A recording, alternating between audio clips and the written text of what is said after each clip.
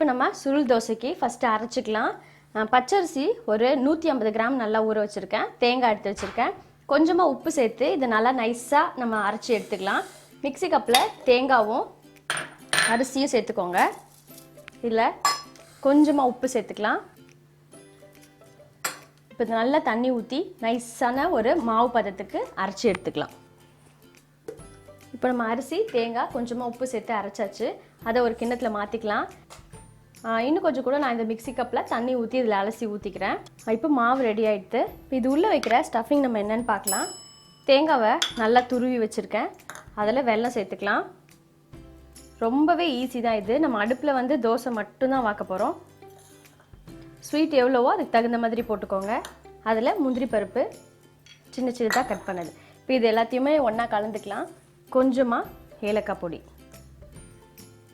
இதை நல்லா கையாலே பிசைஞ்சுக்கோங்க.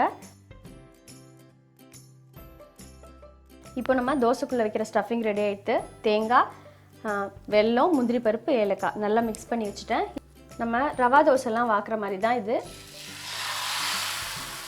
இந்த மாதிரி சுற்றி ஊற்றிக்கோங்க. இல்லாத இடத்துல இந்த மாதிரி லைட்டாக நீங்கள் தீர்த்துனீங்கன்னா கண்டிப்பாக அது மாதிரி வராது. தோசை வந்து கலைஞ்சிடும். இப்போ இதை சுற்றி நெய் விட்டுக்கலாம்.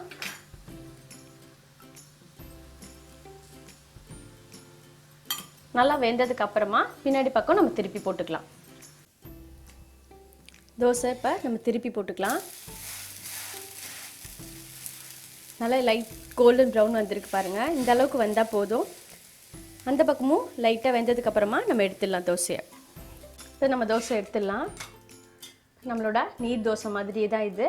எடுத்தாச்சு. இதில் இப்போ நம்ம ஸ்டஃபிங் பண்ணிடலாம். செஞ்சு வச்ச ஸ்டஃபிங் இந்த தோசையில் வச்சுக்கோங்க. உங்களுக்கு எவ்வளோ ஸ்டஃபிங் வேணுமோ அதுக்கு தகுந்த மாதிரி வச்சுக்கோங்க.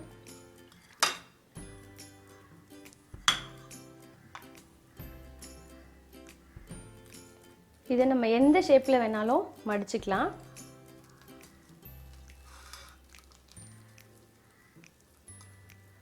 அவ்வளோதான், சூப்பராக இருக்கும். நம்மளோட சுருள் தோசை ரெடி ஆகிடுது.